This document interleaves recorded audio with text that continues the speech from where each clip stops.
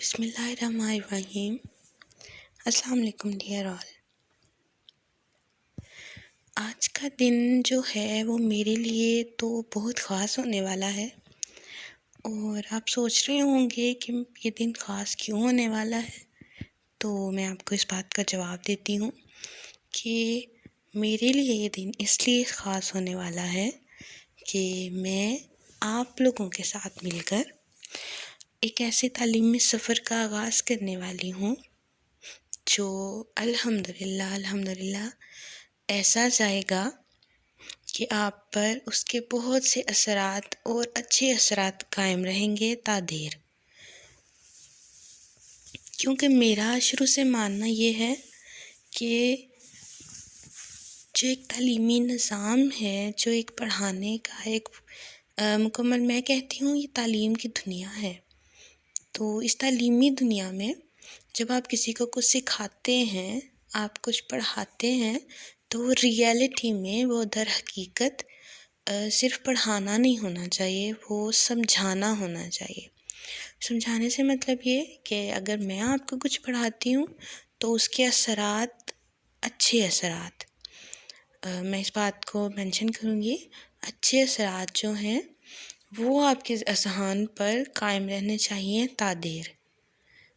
تو میں نے یہ سوچا کہ اگر ہم اپنے ایٹماسفیئر کو، اپنے ماحول کو، اپنے ایک جس اسپاٹ پر ہم اکٹھے ہو رہے ہیں، اس کو بہت ہی فرینڈلی، بہت ہی اسموتھ طریقے سے ہم اس تعلیمی سفر کو چلائیں، اس میں ایک دوسرے کا ساتھ دیں، تو یہ بہت اچھا سے چلے گا، اور انشاءاللہ بہت اچھے سے آپ کو بھی اس کا فائدہ ہوگا۔ تو اس سے آپ کو اندازہ تو ہو چکا ہوگا کہ میں کس طریقے سے پڑھانا چاہتی ہوں اور میرا انداز کیا ہے۔ تو چلیے دیکھتے ہیں کہ اب ہم نیکسٹ کیا کریں گے۔ تو میں نے سوچا کہ اگر یہ میری فرسٹ ویڈیو ہے تو مجھے بالکل بیسک سے شروع کرنا چاہیے، کیونکہ یہ سب سے بیسٹ میتھڈ ہے۔ تو اگر میں بیسکس کا نام لے رہی ہوں تو اس سے میرے ذہن میں یہ ٹاپک آتا ہے کہ جب ہمارے پاکستان کی تعلیم کی جو سفر ہے، تعلیم کا جو سفر ہے، اس کا آغاز ہوا تھا، تو کیوں نہ ہم وہیں سے سٹارٹ کریں۔ تو اس لیے میں نے اس ٹاپک کو پہلے چنا۔ تو ہم بنا کسی تاخیر کے اپنا ٹاپک سٹارٹ کرتے ہیں۔ اس کا نام ہے فرسٹ ایجوکیشنل پالیسی۔ ٹھیک ہے، ہم اس کو فرسٹ ایجوکیشنل کانفرنس بھی کہتے ہیں، جو 1947 میں ہوئی۔ ٹھیک ہے، پر ہم وہاں جانے سے پہلے بالکل بیسک سے یہ دیکھیں گے کہ جناب ہم پڑھنے جا رہے ہیں ایجوکیشنل پالیسی کے بارے میں، تو در حقیقت یہ ہوتی کیا ہے۔ تو ہم اس کو سٹارٹ کرتے ہیں۔ ہم یہاں پڑھتے ہیں جی، education policy consist of the principles and government policies in the educational sphere, as well as the collection of laws and rules that govern the operation of education system۔ تو چلیں جی جناب، اس کو میں تھوڑا سا ایکسپلین کر دیتی ہوں کہ جو ایجوکیشنل پالیسی ہے وہ مشتمل ہوتی ہے کن چیزوں پر۔ جو گورنمنٹ ہے، جو پالیسیز بناتی ہے ایجوکیشن کا، جو ایجوکیشن کے لیے جو پرنسپلز اور پالیسیز بناتی ہے، اس کو ایجوکیشن پالیسیز کہتے ہیں، یعنی کہ اس وہ کلیکشن ہے لاز کا اور رولز کا جو گورن کیا جاتا ہے بائی دا گورنمنٹ۔ ٹھیک ہے، یعنی ایک ایسے قوانین کا پلندہ جس میں ہم دیکھتے ہیں کہ جو ہمارا تعلیم ہے، تعلیمی نظام ہے، وہ کیسے چلے گا، اس کے اندر کیا تبدیلیاں کرنی ہے، وہ کس طرح لاگو کرنا ہے، اس کے اندر کیا کیا ہے جو ہم ایڈ کریں گے اور کیا ہے جو ہم نکال دیں گے۔ تو اس سارے پروسیس کو جو ہم ایک ریٹن فارم دے دیتے ہیں، اس کو ہم کہتے ہیں کہ جی ہماری ایجوکیشنل پالیسی ہے اب یہ والی، اور ہم اس کے تحت اپنا نظام چلائیں گے۔ ٹھیک ہے، میرے خیال میں آپ کو یہاں پہ کلیئر ہو گیا ہوگا۔ تو نیکسٹ ہم چلتے ہیں۔ چلیں جی، ہم بہت لمبا نہیں جائیں گے، ہم بالکل جو بیسک پوائنٹس ہوتے ہیں ہم وہ پڑھیں گے تاکہ ہمارے ذہن میں اس طرح سے بیٹھ جائے کہ ہمیں بہت دیر تک یاد رہے۔ تو ہم سٹارٹ کرتے ہیں۔ ہماری فرسٹ ایجوکیشنل کانفرنس 1947 میں جو ہوئی، تو اس کا فرسٹ پوائنٹ ہے، ہم اس کو پوائنٹس میں کریں گے، ٹھیک ہے۔ فرسٹ نیشنل ایجوکیشنل کانفرنس ہے وہ جو ہے وہ کہاں تھی؟ وہ کراچی میں تھی، ٹھیک ہے، کراچی میں ہوئی، اور اس کی ڈیٹنگ جو ہے وہ میں آپ کو بتاتی ہوں، وہ ہے 21 نومبر ٹو 1 دسمبر، ٹھیک ہے۔ آپ نے یہ بہت دھیان سے یاد رکھنا ہے کہ وہ کراچی میں ہوئی تھی، اور اس کی ڈیٹس جو تھیں، اس کا جو وقت تھا وہ 27 نومبر ٹو 1 دسمبر 1947۔ آپ اس کو اس طرح سے رکھ سکتے ہیں یاد کہ جس سال میں ہمارا ملک بنا تھا اسی سال میں یہ کانفرنس ہو گئی تھی۔ چلے جی، دوسرا پوائنٹ جو میجر پوائنٹ ہے اس میں ہم کیا کہیں گے کہ جناب اب یہ کراچی میں ہو گئی، اس کی ڈیٹس بھی ہمیں پتہ چل گئیں، پھر ہم کیا سوچتے ہیں کہ اس کی سپروین کون کر رہا تھا؟ تو میں آپ کو بتاتے چلوں کہ اس کانفرنس کی سپروین قائد اعظم کر رہے تھے، ٹھیک ہے۔ تو ہم نیکسٹ پوائنٹ پہ چلتے ہیں۔ پھر پوائنٹ آ جاتا ہے جی، he provided the basic guidelines for future education development, یعنی یہ ہماری فیوچر ایجوکیشن کی جو ڈیولپمنٹ تھی اس کو بیسک گائیڈ لائن دے رہے تھے، کیونکہ بالکل فرسٹ تھی نا۔ تو نیکسٹ پوائنٹ آ جاتا ہے، it was also emphasizes to realize the people the sense of honor, integrity and selfless services to the nation۔ اس کا جو یہ بہت زیادہ جس چیز پر زور دے رہی تھی یہ پالیسی، وہ یہ تھا کہ ہم لوگوں کے اندر سینس آف آنر پیدا کریں گے، ان کے اندر انٹیگریٹی آنی چاہیے، اور ان کے اندر یہ جذبات، یہ جذبہ، یہ چیز پیدا ہونی چاہیے کہ وہ بالکل اپنا آپ پیچھے رکھ کر پہلے قوم کا سوچیں۔ یعنی سینس آف آنر کی بات کیوں کی گئی ہے، اس کے پیچھے میں آپ کو تھوڑا سا بتاتی ہوں کہ ہمارے مسلمان جو تھے بہت لمبے عرصے تک غلامی کی زندگی گزار کے آئے تھے۔ تو جب انسان ایک لمبے عرصہ غلامی میں رہتا ہے تو ان کے جو اذہان ہوتے ہیں لوگوں کے وہ بہت ہی دب جاتے ہیں، ان کی صلاحیتیں دب جاتی ہیں، ان کو دب کے رہنا آ جاتا ہے، اور ان کے اندر ایک لائبرٹی، ان کے اندر ایک احساس نہیں رہتا کہ ہم ہیں، ہم کچھ کر سکتے ہیں۔ تو ایک عزت نفس اس کی انسان کی نا بہت گھٹتی ہو جاتی، بہت کم ہوتی چلی جاتی ہے، بالآخر ختم ہو جاتی ہے۔ پر ہم تو مسلمان ہیں، ہمارا یقین اللہ پہ تھا، تو پر ہمارے ساتھ اتنا برا نہیں ہوا۔ یہ کہا جا سکتا ہے کہ ہم اس کو اچھا کر سکتے تھے، ہم اس کو بہتر بنا سکتے تھے۔ تو یہ جو ہماری فرسٹ ایجوکیشنل پالیسی جو تھی اس کے اندر اس چیز کے اوپر زور دیا گیا کہ ہم ایسا کریں گے۔ تو جیسے اس کی ادھر دیکھیں، ہمارے جو قائد اعظم ہیں وہ کیا کہتے ہیں کہ میرے پیغام کا خلاصہ یہ ہے کہ ہر مسلمان کو دیانتداری، خلوص اور بے غرضی سے پاکستان کی خدمت کرنی چاہیے۔ یعنی جس طرح وہ خود کرتے تھے، انہوں نے اپنا خیال کیے بنا، اپنے آرام کا، اپنے سکون کا، بالکل نڈر ہو کر جس طرح ہمارے لیے کام کیا، خدمت کی۔ وہ چاہتے تھے کہ اگر سب لوگ اسی طرح کریں تو ہمارا پاکستان کہاں سے کہاں پہنچ سکتا ہے۔ چلیں تو نیکسٹ چاہتے ہیں، education conference 1947 was presided by the Education Minister of the country and Chairman of the conference فضل الرحمان۔ تو اس کے پریزیڈنٹ جو تھے اس ٹائم اور چیئرمین جو تھے وہ کانفرنس کے، وہ کون تھے؟ فضل الرحمان۔ اس بات کو آپ نے یاد رکھنا ہے، فضل الرحمان ان کا نام تھا۔ پھر نیکسٹ پوائنٹ پہ آ جاتے ہیں، انہوں نے 3 ڈائمینشنز دی تھی ایجوکیشنز کی، بیسکس، ٹھیک ہے، 3 ڈائمینشن جو تھیں وہ کیا تھی؟ Spiritual, social and vocational. تو اس کو ہم تھوڑا سا آگے ڈیٹیل میں پڑھیں گے، پر میں آپ کو تھوڑا سا بتا دیتی ہوں۔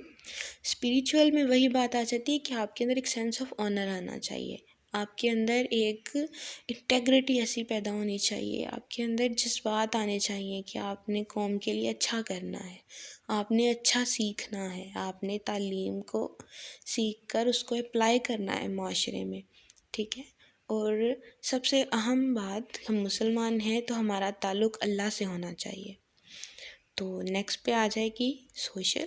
اس سے یہ تھا کہ ہم تعلیم اس طرح بچوں کو دیں گے، اس طرح ہم نظام چلائیں گے کہ لوگوں کو ایک دوسرے کے ساتھ رہنا آئے گا، سوسائٹی میں رہنا آئے گا، ان کو یہ ہوگا کہ ہم کچھ سیکھیں گے اور سوسائٹی کے ساتھ کام کریں گے، سوسائٹی کو ہم اچھا بنائیں گے، سوشل بنیں گے۔ اور پھر آ جاتا ہے ووکیشنل، یعنی کہ وہ کچھ اس طرح سے آپ کو تعلیم دیں گے کہ آپ تعلیم کے حصول کے بعد آپ کہیں بھی اپنی روزی روٹی کا انتظام کر سکیں آسانی سے، آپ کہیں بھی اپنا مطلب آپ کے اندر پیشہ ورانہ سکلز جو تھے وہ پیدا ہو جائیں گے، تاکہ آپ کو کسی طرح کے مسائل کا سامنا نہ کرنا پڑے۔ تو ہم آگے چلتے ہیں، چلیں جی۔ اب ہم یہاں پہ آ رہا ہے جی کہ the conference formed number of committees. اچھا، جن کمیٹیز کو تشکیل دیا گیا وہ یہ تھیں: primary and secondary education committee, adult education committee, scientific research committee, then fourth ہے technical education committee, universal education, اچھا جی، university education committee, women's education committee, and then last cultural relations committee, ٹھیک ہے۔ یہ تمام کمیٹیز بنائی گئی تھیں اس تمام نظام کو بہترین بنانے کے لیے، ٹھیک ہے۔ اور نیکسٹ پوائنٹ آ جاتا ہے the reports of committees were shared in November 1947، یعنی نومبر میں یہ جو کمیٹیز کی رپورٹس تھیں وہ شیئر کی گئیں۔ اب یہ دیکھیں، پیچھے جو ہم نے کمیٹیز کو پڑھا ہے ہم ان کو آگے تھوڑا سا ایکسپلین کریں گے۔ فرسٹ ہے primary and secondary education committee. تو اس کا کیا کام ہے تھی ہم پڑھتے ہیں یہاں پہ کیوں بنائی گئی کہ the primary and secondary education committee considered it essential that a national system of education should be based on the strong foundations of free and compulsory primary education۔ تو جناب وہ بات کر رہے ہیں کہ جو ہماری یہ کمیٹی ہے وہ جیسے نام سے ہی ظاہر ہو رہا ہے، آپ ان کو ریلیٹ کر کے پڑھیں گے نا، ریلیٹ کر کے تو آپ کو بہت اچھے سے یاد ہو جائے گا کہ جو کمیٹی ہے جیسے نام ہے اس کا، یہ پرائمری اور سیکنڈری ایجوکیشن کے ساتھ اس کا تعلق ہے، اور یہ اسی سسٹم کو دیکھے گی کہ کس طرح اس کو بنیادی جو ہماری یہ ایک بنیادی ہے نا ہماری تعلیم کا حصہ، تو اس کو کس طرح سے بہتر بنانا ہے، اس کو کس طرح سے اچھے سے مضبوط کرنا ہے، اسٹرونگ بنانا ہے، اس کی فلاز کو ختم کرنا ہے، اس کے اندر کیا چیزیں ہیں جو ایڈ کرنی چاہیے، یہ سب کچھ اس کو دیکھے گی، ٹھیک ہے۔ اور تو انہوں نے کیا کیا کہ it propose separate pre primary and primary education stages for children of ages 3 to 6 and 6 to 11۔ انہوں نے کیا کیا کہ انہوں نے پری پرائمری اینڈ پرائمری ایجوکیشن کی جو اسٹیجز تھیں ان کے لیے، جو ان 2 اسٹیجز کے لیے عمر جو ہے وہ مختص کر دی۔ وہ کس طرح کی کہ پری پرائمری کے لیے 3 to 6 ایئرز اولڈ جو اسٹوڈنٹس ہوں گے وہ ہوں گے اس میں، تو پرائمری میں جب بچے جائیں گے تو وہ 6 سے 11 سال کے ہو جائیں گے، تو اس دوران نا یہ انہوں نے اسپیسیفک کر دیا۔ پھر آ جاتی ہے ایڈلٹ ایجوکیشن کمیٹی، یعنی اس ٹائم جو تھی ہمارے پاس جو الٹریسی کی جو پرسنٹیج تھی وہ 85% تھی، تو انہوں نے کہا کہ یہ جو ہے اس کو کم کرتے کرتے بہت سال گزر جائیں گے۔ انہوں نے کہا 140 سال تو ہمیں چاہیے یہ کام کرنے کے لیے، اس کے اندر جو بہت سی پرابلمس ہیں، بہت سے فلاز ہیں، ان کو نکالتے دھیرے دھیرے، یہ بہت ٹائم چاہیے ہمیں۔ تو انہوں نے کہا کہ اگلا پوائنٹ پہ آ جاتے ہیں ہم، انہوں نے کہا it stated the primary aim of the campaign must be not merely to make adults literate but to keep them literate, ٹھیک ہے۔ تو ہم یہاں سے نیکسٹ چلتے ہیں۔ نیکسٹ پوائنٹ آ جاتا ہے the report recommended the following stages for the execution of the programme of the adult education, یعنی ایڈلٹ کی جو ایجوکیشن ہے اس کو ایگزیکیوٹ کرنے کے لیے اس پروگرام کو انہوں نے کون سی اسٹیجز ہمیں بتائیں. انہوں نے کہا کہ جو پہلی 5 اسٹیجز ہیں، جو پہلے 5 سال ہیں جو پہلے 5 سال ہیں وہ تو ان 3 کاموں میں گزر جائیں گے. تو وہ 3 کام کون سے بتا رہے ہیں؟ Planning, recruitment of teachers and training. یعنی ہم پہلے پلاننگ کریں گے، پہلے ہم ایک منصوبہ بندی کریں گے، اس کی پلاننگ کریں گے، دین ہم بھرتی کریں گے ٹیچرس کو اور پھر ان کی ٹریننگ کریں گے. یعنی کہ ہم ٹیچرس کو بھرتی کرنے کے بعد اس طرح سے ٹرین کریں گے کہ وہ اچھے سے پڑھا سکیں، کیونکہ ظاہر ہے ٹیچرس بھی اسی دور سے، اسی غلامی سے، انہی کے نظام تعلیم سے گزر کے آئے تھے، تو ان کو ٹرین کرنا ضروری تھا کہ ہمارا ملک کن چیزوں کی ریکوائرمنٹ کر رہا ہے، کن چیزوں کو ان کی ضرورت ہے انہیں. تو پھر وہ کہتے ہیں کہ جو اگلا 6 سال آئے گا ہمارے پاس، تب ہم تقریباً 5 لاکھ کے قریب لوگوں کو اس حساب سے اینولی ہم ان کو لٹریٹ کرنا شروع کریں گے.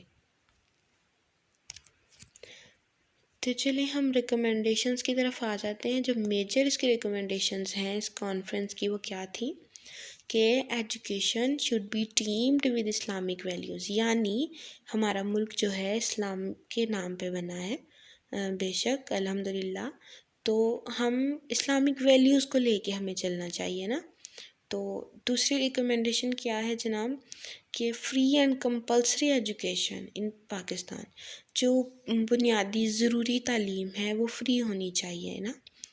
پھر تھرڈ میں آ جاتا ہے کہ emphasizes on science and technical education. یعنی یہ سائنس اور ٹیکنیکل ایجوکیشن پہ زور دے گی، کیونکہ زمانہ جو ہے بہت آگے نکل چکا ہے.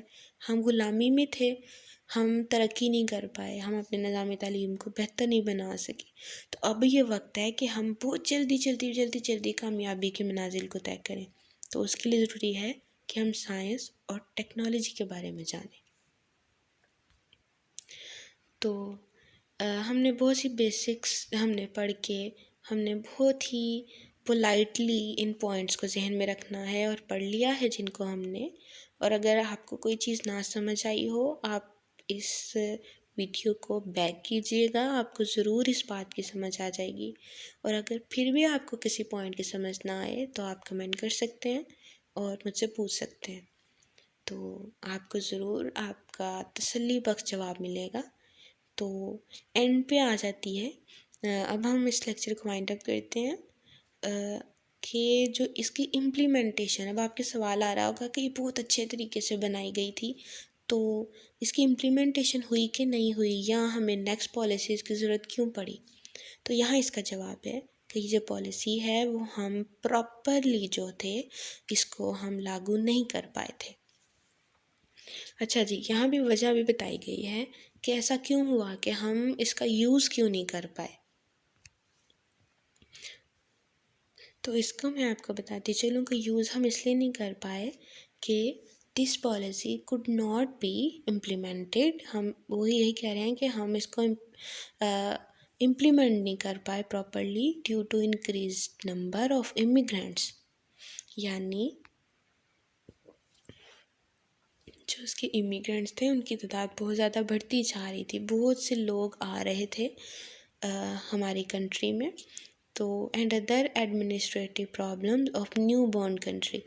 جیسے کہ آپ جانتے ہیں کہ ہمارا جو ملک تھا وہ اس ٹائم بالکل نیو بورن تھا، ابھی بنا تھا اور نقشے پہ ابھی نیا وہ آیا تھا. تو بہت مشکل تھا بہت سی پرابلمس کو سارٹ آؤٹ کرنا، ان کو سنبھالنا. اتنے وسائل نہیں تھے، لوگ جوک تر جوک آ رہے تھے، ہجرت کرتے ہوئے پاکستان آ رہے تھے، اپنے ملک میں آ رہے تھے مسلمان. تو بہت مشکل تھا یہ سب کچھ ایک ساتھ اچانک سے ہینڈل کر لینا. تو یہ سب مسائل جو تھے جن کے باعث امپلیمنٹ نہیں ہو سکی تھی. تو پھر اس کا کیا نتیجہ نکلا؟ نتیجہ یہ نکلا کہ more or less British colonial system was continued. یہ جو برٹش جو ہمارا چل رہا تھا ایک نظام تعلیم، اسی کے اندر کلون ہو گیا، اسی کے اندر ہماری یہ پالیسی ایڈ ہو گئی اور کچھ مکسچر سا ان کا بن گیا، جس کو وہ نام دے رہے ہیں، کیا نام دے رہے ہیں؟ British colonial system. یعنی ان کا بھی اندر جس طرح کہتے ہیں نا کہ متنجن پک جاتا ہے، ایک مکسچر بن جاتا ہے، اس طرح ایک نظام کا مکسچر سا بن گیا، تو وہی کنٹینیو رہا. تو یہ تھا ہمارا ایک مکمل لیکچر فرسٹ پالیسی پر، ایجوکیشنل پالیسی پر. مجھے پوری امید ہے کہ آپ کو سمجھ آئی ہوگی، اور میں پھر سے اس چیز کو دہراتی ہوں کہ اگر آپ کو سمجھ نہ آئی ہو تو آپ لوگ مجھ سے پوچھ سکتے ہیں. میں آپ کو ضرور اس بات کا ایک تسلی بخش جواب دوں گی آپ کے ہر سوال کا. تو آج کے لیے اتنا ہی. تو اللہ حافظ، اینڈ دعا میں یاد رکھیے گا.